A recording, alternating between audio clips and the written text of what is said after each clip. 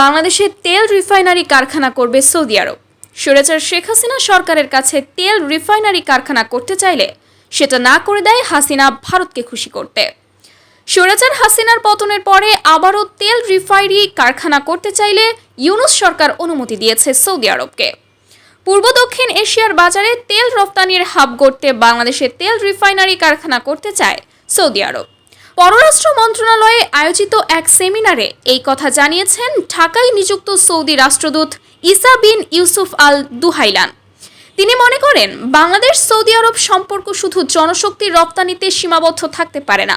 বাংলাদেশে তেল রিফাইনারি কারখানা করে পূর্ব দক্ষিণ এশিয়ার বাজারে তেল রপ্তানির হাব গড়া যেতে পারে। অতীতের কথা উল্লেখ করে সৌদি রাষ্ট্রদূত অভিযোগ তোলেন, অনেক বড় প্রকল্প প্রধানমন্ত্রীর অফিস থেকে সুনির্দিষ্ট মন্ত্রণালয়ে গেলে আটকে যেত। ব্যক্তি স্বার্থে এসব প্রকল্প আটকে ফেলা হতো বলে তার ধারণা।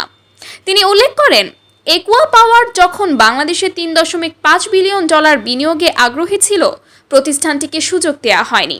এ সময় অর্থ উপদেষ্টা ডক্টর সালেহ উদ্দিন আহমেদ বলেন, সৌদি কোম্পানি আরামকোর মতো দক্ষিণ কোরিয়ার স্যামসাংকেও বিমানবন্দর থেকে তাড়িয়ে দিয়েছিল শেখ হাসিনা সরকার। এমন ভুল নীতির কারণে বাংলাদেশের অর্থনীতি ক্ষতিগ্রস্ত হয়েছে। বিনিয়োগ না বাড়ার কারণ শুধু দুর্নীতি না, অতীতে পলিসিগত নানা ভুল সিদ্ধান্তও নিয়েছিল সরকার। তিনি আরও বলেন, বাণিজ্য বাড়ানোর কাজটা সরকারের একার না। সরকার পরিবেশ তৈরি করবে, প্রাইভেট সেক্টর সেটার সুবিধা নিয়ে বাণিজ্য বাড়াবে।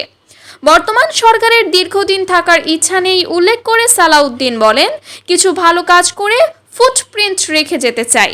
সেমিনারে পররাষ্ট্র উপদেষ্টা তৌহিদ হোসেন বলেন, এতদিন বিনিয়োগ বান্ধব পরিবেশের কথা যতটা বলা হতো ততটা ছিল না, কিন্তু অন্তর্বর্তী সরকার বিদেশি বিনিয়োগকারীদের সঠিক পরিবেশ দিতে বদ্ধপরিকর।